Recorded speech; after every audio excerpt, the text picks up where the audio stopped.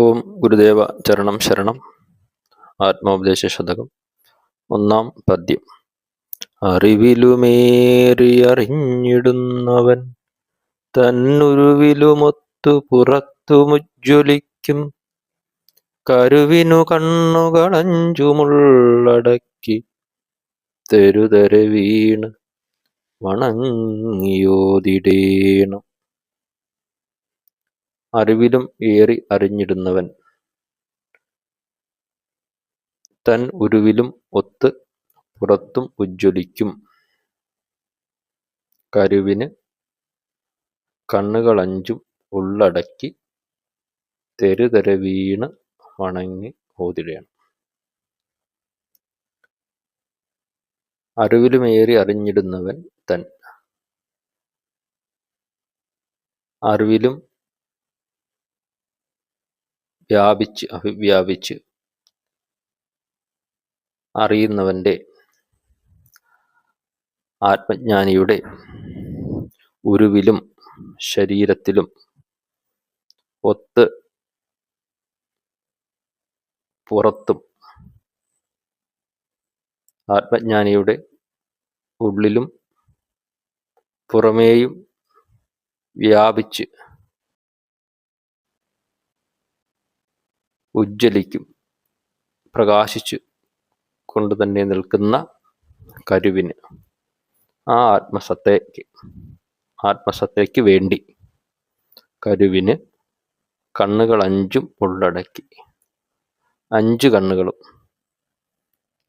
5 ജ്ഞാനേന്ദ്രിയങ്ങൾ, കണ്ണു, മൂക്ക്, നാക്ക്, ത്വക്ക് തുടങ്ങിയ 5 ജ്ഞാനേന്ദ്രിയങ്ങളും ഉള്ളടക്കി അകമേക്ക് തിരിച്ചുകൊണ്ട്, അകമുഖമായി തിരിഞ്ഞുകൊണ്ട് തെരുതെരെ വീണ് വണങ്ങി ഓതിടേണം.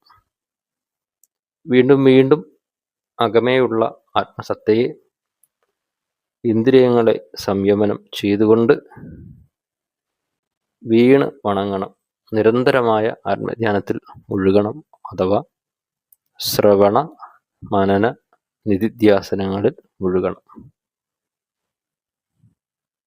ശിഷ്യൻ ഈ ആത്മജ്ഞാനത്തെ സ്വയം ഓതി ഉറപ്പിക്കണം എന്നാണ് ഗുരുവിൻ്റെ ഉപദേശം. തൻ്റെ ശരീരത്തിലും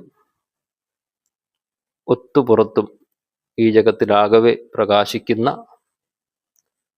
മഹാചൈതന്യത്തെ അറിയണം എന്നുള്ള ഒരു സത്യജിജ്ഞാസുവിന്, ആ ആത്മസത്തയെ അറിയുന്നതിന് പുറമേക്ക് അലഞ്ഞു തിരിയേണ്ടതിൻ്റെ യാതൊരു ആവശ്യവുമില്ല.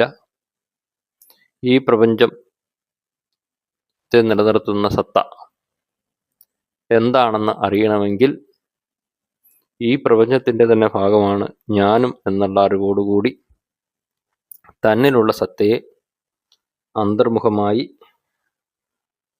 ആരാഞ്ഞ് അറിയുകയാണ് വേണ്ടത്. ഒരു കടലിലെ ജലകണിക, എന്താണ് കടല് എന്നറിയണമെങ്കിൽ